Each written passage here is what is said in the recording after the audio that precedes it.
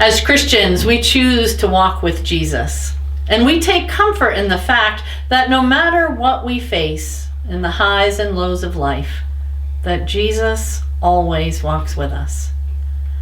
This week, we walk with Jesus through Holy Week, a week that takes us from the celebration on Palm Sunday through the crucifixion on Good Friday and beyond. Here's what happened on Friday.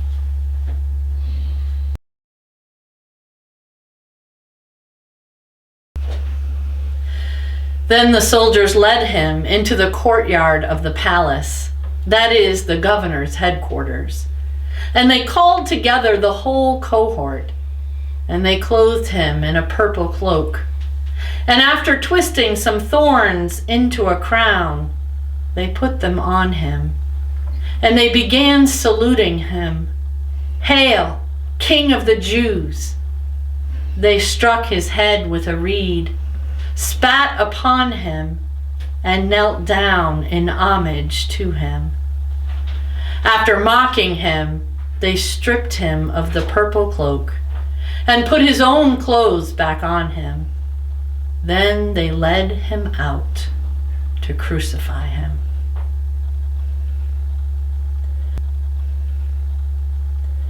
They compelled a passerby who was coming in from the country to carry his cross. It was Simon of Cyrene, the father of Alexander and Rufus.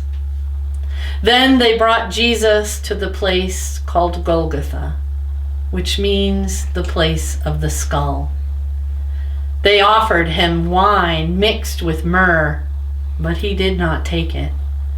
And they crucified him and divided his clothes among them, casting lots to decide what each should take. It was 9 o'clock in the morning when they crucified him. The inscription of the charge against him read, "The King of the Jews." And with him they crucified 2 bandits, one on his right and one on his left.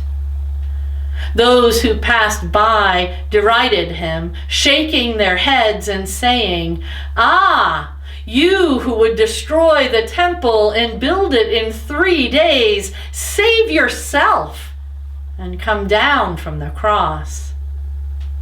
In the same way, the chief priests, along with the scribes, were also mocking him among themselves, saying, "He saved others, he cannot save himself. Let the Messiah, the King of Israel, come down from the cross now, so that we may see and believe." Those who were crucified with him also taunted him.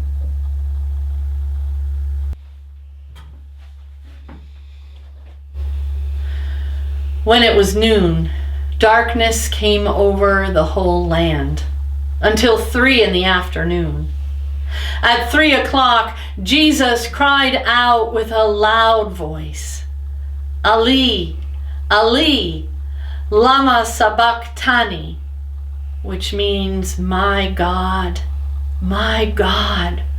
why have you forsaken me?" When some of the bystanders heard it, they said, "Listen, he's calling for Elijah." And someone ran, filled a sponge with sour wine, put it on a stick, and gave it to him to drink, saying, "Wait, let us see whether Elijah will come to take him down." Then Jesus gave a loud cry and breathed his last. And the curtain of the temple was torn in 2 from top to bottom.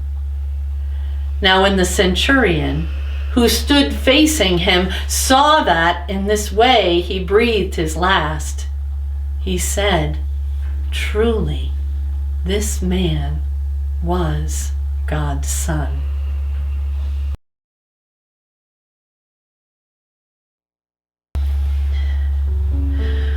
Oh God, as we sit at the foot of your cross. Remind us that when love and hate engage in mortal conflict, it's love that suffers the most. But it's also love that has the final victory. Help us to remember that this is not the end of the story, but merely the moment when you show us your heart and share with us the greatest love of all. Amen.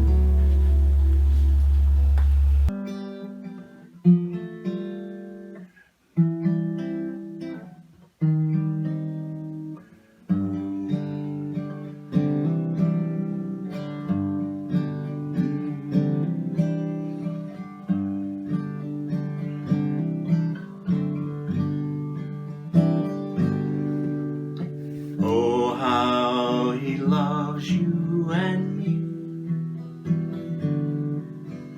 Oh, how he loves you and me.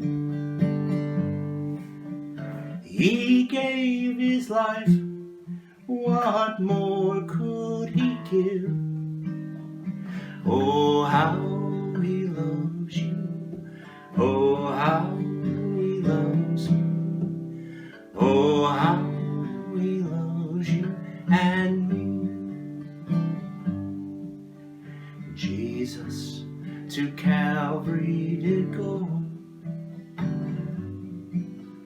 his love for mankind to show.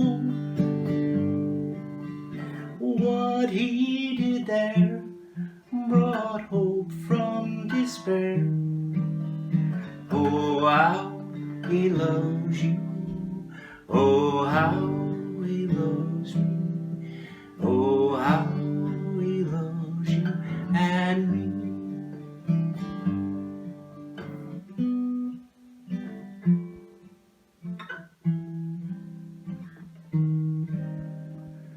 Oh, how he loves you. Oh, how he loves me. Oh, how he loves you and me. Amen.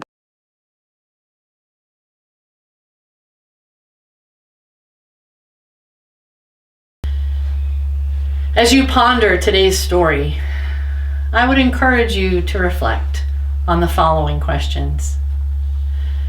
When you think of the crucifixion, what themes stand out the most for you? Death, pain, and suffering, or love, humility, and hope?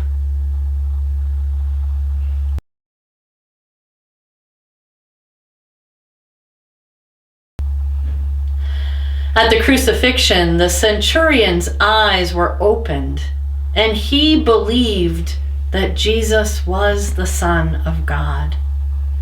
How many others do you think changed their opinions that day?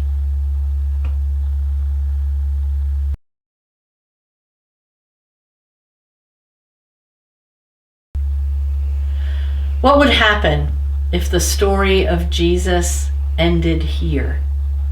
Would your faith change?